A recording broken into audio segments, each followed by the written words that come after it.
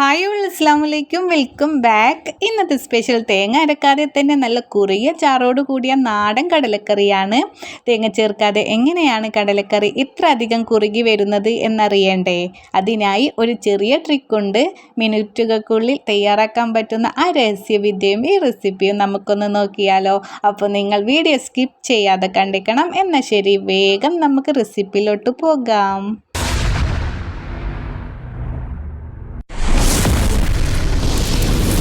120 ml കപ്പിന് 1 cup കടലയാണ് ഇവിടെ എടുത്തിരിക്കുന്നത്. 5-6 മണിക്കൂർ വെള്ളത്തിലിട്ട് കുതിർത്തിയതാണ് കേട്ടോ. അപ്പോൾ അത് നന്നായിട്ട് കഴുകിയെടുക്കാം. നിങ്ങൾക്ക് ചുവന്ന കടലയും എടുക്കാം കേട്ടോ. രണ്ടും ഒരേ സ്റ്റെപ്പിൽ ചെയ്തെടുത്താൽ മതി.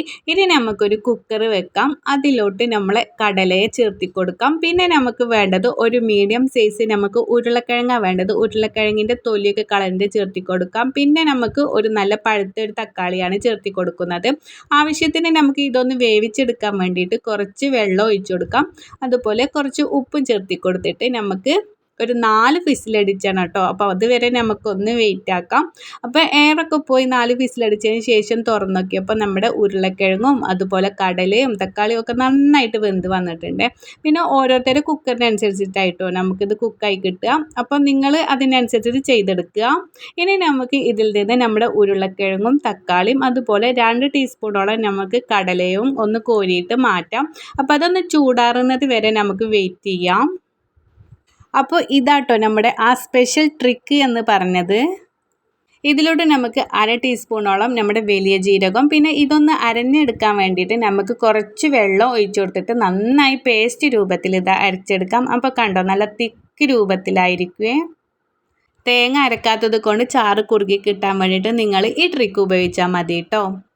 ഇനി നമുക്ക് 2 സവാള ചെറുതായി ചോപ്പറിലിട്ടിട്ട് ചോപ്പ് ചെയ്തെടുത്തതാണ്. അപ്പോൾ നിങ്ങൾക്ക് ചെറുതായി കട്ടാക്കിയിട്ടും ചേർത്തി കൊടുക്കാം. ചെറുതായി കട്ടാക്കുമ്പോൾ ഒന്നുകൂടി നമ്മുടെ കറി ടേസ്റ്റ് ഉണ്ടായിരിക്കും.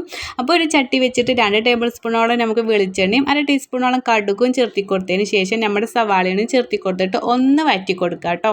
അപ്പോൾ ഒരു ബ്രൗൺ കളറാകുന്നത് വരെ വഴറ്റിയെടുക്കണേ. ഇനി അതിലോട്ട് നല്ല എരിവുള്ള ഒരു പച്ചമുളക് ചെറുതായി കട്ടാക്കിയതും പിന്നെ കുറച്ച് കറിവേപ്പിലയും കൂടി ചേർത്തി കൊടുക്കാം. വീണ്ടും നമുക്ക് ഒന്ന് മിക്സാക്കിയതിന് ശേഷം 1 ടീസ്പൂണോളം ഇഞ്ചി വെളുത്തുള്ളി നമ്മുടെ പേസ്റ്റും കൂടി ചേർത്തി കൊടുക്കാം. അതും അതിൻ്റെ ഒരു പച്ചച്ചോയൊക്കെ മാറുന്നവരെ ഒന്ന് നമുക്ക് മിക്സാക്കി എടുക്കാം. ഇപ്പോൾ ഇതാ നമ്മുടെ സവാളയ്ക്ക് ചെറുതായി ഒരു ബ്രൗൺ കളറായി വരുന്നുണ്ട് കേട്ടോ. അപ്പോൾ ഇതിലോട്ട് നമുക്ക് പൊടികൾ ചേർത്തി കൊടുക്കാം. 1/2 ടീസ്പൂണോളം മഞ്ഞൾപ്പൊടിയും 1.5 ടീസ്പൂണോളം മല്ലിപ്പൊടിയും പിന്നെ നല്ല എരിവുള്ള മുളക് പൊടിയാണ്. അത് കാരണം 1/2 ടീസ്പൂണോളം മുളക് പൊടിയും 1/4 ടീസ്പൂണോളം നമ്മുടെ കാശ്മീരി മുളക് പൊടിയും ചേർത്തി കൊടുക്കുന്നുണ്ട്. പിന്നെ 1/4 ടീസ്പൂണോളം നമുക്ക് കുറച്ച് ഗരം മസാലയും കൂടി ചേർത്തി കൊടുക്കാം കേട്ടോ. ഇനി നിങ്ങളുടെ കയ്യിൽ മീറ്റ് മസാലയൊക്കെ ഉണ്ടെങ്കിൽ നമുക്ക് അതും കുറച്ച് ചേർത്തി കൊടുക്കാം. നല്ല ടേസ്റ്റി ആയിരിക്കും. ഓപ്ഷനിലാണ് കേട്ടോ. ഞാനിവിടെ ചേർത്തി കൊടുക്കുന്നൊന്നുമില്ല, നിങ്ങളുടെ കയ്യിൽ ഉണ്ടെങ്കിൽ ചേർത്തി കൊടുക്കാം. ഇനി നമുക്ക് കുറച്ച് വെള്ളം കൂടി ഒഴിച്ചു കൊടുത്തിട്ട് നന്നായിട്ട് ഇതൊന്ന് തിളച്ച് കിട്ടണം കേട്ടോ. അപ്പോൾ അത് തിള വരുന്നുണ്ട്. അപ്പോൾ നമ്മുടെ സീക്രട്ട് ട്രിക്ക് ഉണ്ടല്ലോ, അതും കൂടി നമുക്ക് ചേർത്തി കൊടുത്തിട്ട് നന്നായിട്ടൊന്ന് മിക്സാക്കി എടുക്കാം. ഇപ്പം തന്നെ കണ്ടല്ലോ, നല്ല കുറുകിയത് കൂടിയിട്ടാണല്ലോ ചാറ് വരുന്നത്. ഇപ്പോഴും നമ്മുടെ കടലയൊന്നും ചേർത്തി കൊടുത്തിട്ടില്ല കേട്ടോ. ഇനി നമുക്ക് ഇതിലോട്ട് ആവശ്യത്തിന് നമ്മളിതിൽ ഉപ്പ് ചേർത്തിയിട്ടില്ലല്ലോ, അതും കൂടി ചേർത്തി കൊടുക്കാം. പിന്നെ മിക്സിയിൽ കുറച്ചും കൂടി വെള്ളമൊക്കെ ഒഴിച്ചു കൊടുത്തിട്ട് നമുക്ക് എത്ര കറി ലൂസ് വേണമെന്നുണ്ടെങ്കിൽ അതുപോലെ നമുക്ക് ലൂസാക്കി എടുക്കാം കേട്ടോ. ഞാൻ ഇത്ര ഒരു തിക്നെസ്സിലാണ് നമ്മുടെ കറി ചെയ്തെടുക്കുന്നത്. ഇതിലോട്ട് ഇനി കുറച്ച് ഉപ്പ് കൂടി ചേർത്തി കൊടുത്തിട്ട് നന്നായിട്ട് നമുക്കൊന്ന് മിക്സാക്കി എടുക്കാം. തേങ്ങ ഇല്ലാത്ത ദിവസങ്ങളുണ്ടായിരിക്കും, അതുപോലെ തേങ്ങ ചിരകാൻ മടിയുള്ള ദിവസങ്ങളുണ്ടായിരിക്കും. നമുക്ക് രാവിലെയൊക്കെ ഒഴിവില്ലാത്ത ടൈമായിരിക്കും. അപ്പോൾ നമുക്കിത് ഈസി ആയിട്ട് ഉണ്ടാക്കിയെടുക്കാൻ പറ്റുന്ന ഒരു കറിയാണ്.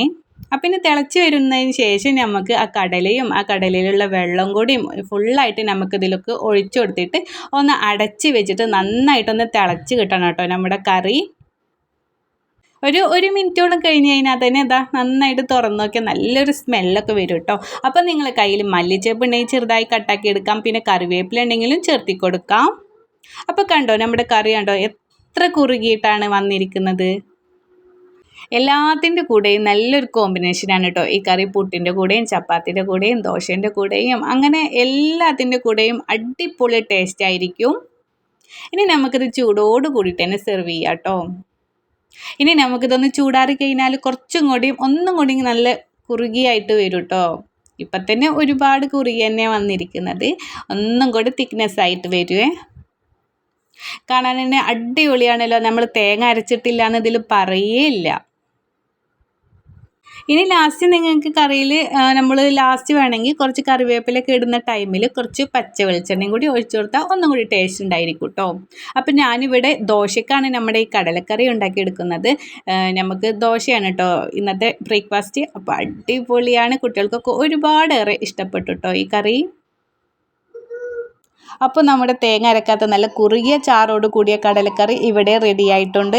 നമ്മൾ നേരത്തെ പറഞ്ഞ ആ ഒരു ചെറിയ ട്രിക്ക് പരീക്ഷിക്കുകയാണെങ്കിൽ നിങ്ങൾക്ക് നല്ല ടേസ്റ്റി ആയിട്ടും കൊഴുപ്പോട് കൂടിയും ഈ കറി ഉണ്ടാക്കിയെടുക്കാം. പ്രത്യേകിച്ച് തിരക്കുള്ള സമയങ്ങളിലും ബാച്ചിലേഴ്സിനൊക്കെ ഇത് വലിയൊരു ഉപകാരമായിരിക്കും. നിങ്ങൾ എല്ലാവരും ഇതൊന്ന് വീട്ടിൽ ട്രൈ ചെയ്ത് നോക്കണം. ട്രൈ ചെയ്തിട്ട് നിങ്ങളുടെ അഭിപ്രായങ്ങളും നിർദ്ദേശങ്ങളും താഴെ കമൻറ്റ് ബോക്സിൽ അറിയിക്കാൻ മറക്കരുത് കേട്ടോ. നിങ്ങളുടെ ഓരോ കമൻറ്റും എനിക്ക് വലിയൊരു പ്രചോദനമാണ്. ഈ വീഡിയോ നിങ്ങൾക്ക് ഇഷ്ടമായെങ്കിൽ ഒന്ന് ലൈക്ക് ചെയ്തേക്കണേ. അതുപോലെ നിങ്ങളുടെ ഫ്രണ്ട്സിനും ഫാമിലിക്കും ഒക്കെ ഇതൊന്ന് ഷെയർ ചെയ്ത് കൊടുക്കുക. ചാനൽ ഇതുവരെ സബ്സ്ക്രൈബ് ചെയ്യാത്തവരുണ്ടെങ്കിൽ ഇതുപോലുള്ള സിമ്പിൾ റെസിപ്പികൾക്കായിട്ട് ഇറ്റ്സ് മീ യാസി ഇപ്പോൾ തന്നെ ഒന്ന് സബ്സ്ക്രൈബ് ചെയ്ത് കൂടെ കൂട്ടിക്കോളൂ. ഇൻഷാ അല്ലാഹ് നല്ലൊരു റെസിപ്പി കൊണ്ട് വീണ്ടും കാണാം കേട്ടോ. അതുവരേക്കും എല്ലാവരും സേഫായിരിക്കുക, ഹാപ്പി ആയിരിക്കുക. അപ്പോൾ ഓക്കെ, ബൈ, താങ്ക് യു.